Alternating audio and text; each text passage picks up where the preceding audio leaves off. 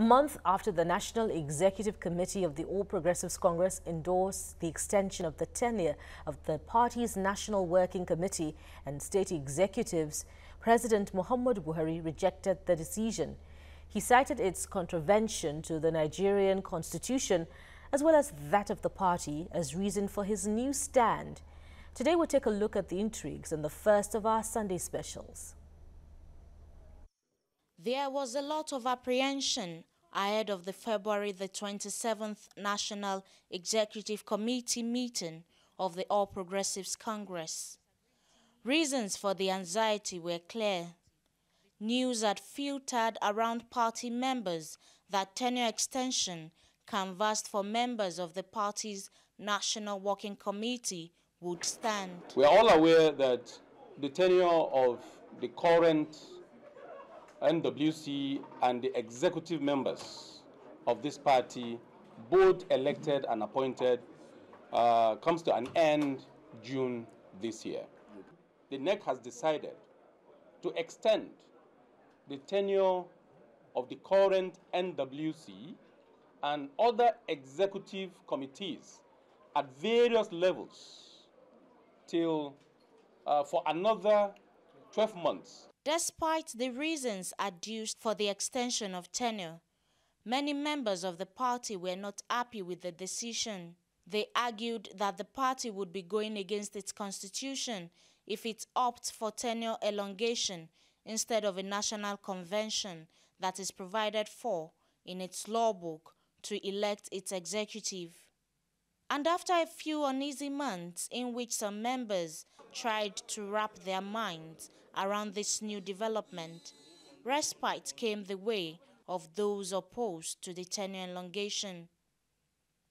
Last week, President Muhammadu Buhari made a U-turn saying he was no longer comfortable with the extension.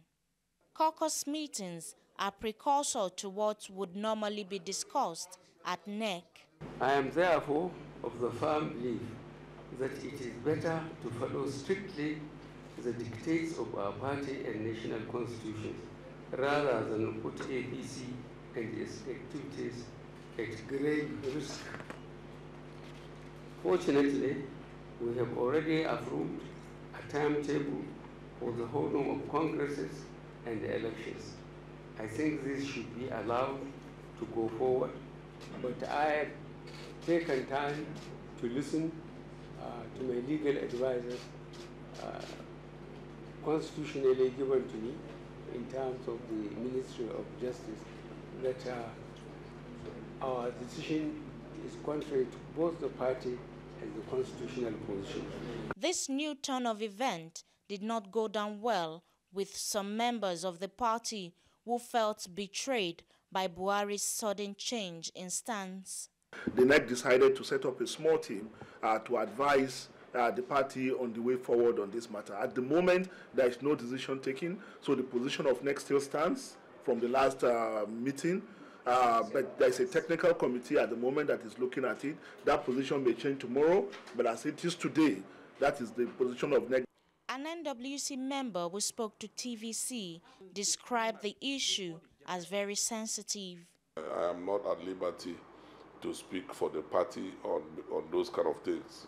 We have constitutionally empowered executives such as the national chairman, the national secretary, the national publicity secretary to speak to the general population about the activities of the party.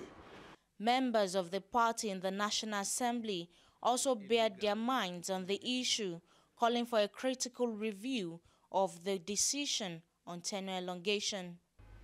We have to look at all the variables involved in such an exercise, the legality